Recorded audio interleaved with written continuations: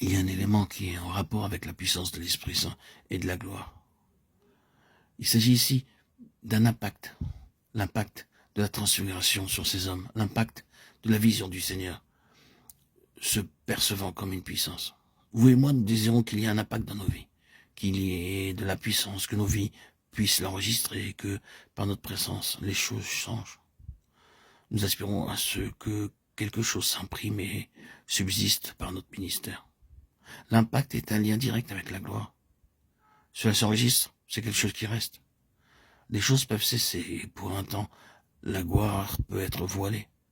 Mais il y a quelque chose qui subsiste. Je confesse que j'ai eu du mal à le comprendre et qu'il y a encore bien d'autres choses à saisir parce que nous sommes tous semblables. Comment peut-il se faire que ces trois hommes, et l'un d'entre eux en particulier, aient pu être sur le mont de la transfiguration et qu'à l'heure où ils étaient dans le besoin, ils l'aient tous abandonné et fui pour préserver leur vie? Et comment l'un d'eux, qui par une révélation du Père avait déclaré que Jésus était le Christ, le Fils du vivant Dieu, comment cet homme a pu encore le renier avec des serments et des imprécations quand Jésus vint à lui? C'est vrai, tout cela était voilé. La gloire devait se manifester plus tard. Elle vint vers Pierre à la fin. Beaucoup d'années après cela, il rappelle, nous étions avec lui sur la Sainte Montagne. C'était resté. Il y avait eu une éclipse temporaire. Mais ce fut quelque chose qu'il n'oubliait pas.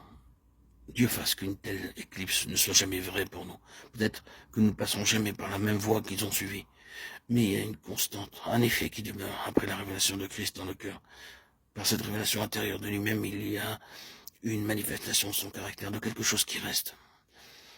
Il est clair que nous ne pouvons pas dire que ceci ou que cela puisse être appelé le ministère. C'est un sermon, un discours, quelque chose qui est donné et qui passe. Il en va ainsi comme d'une routine, semaine après semaine, mois après mois. Mais bien sûr, nous ne voulons pas qu'il en soit ainsi.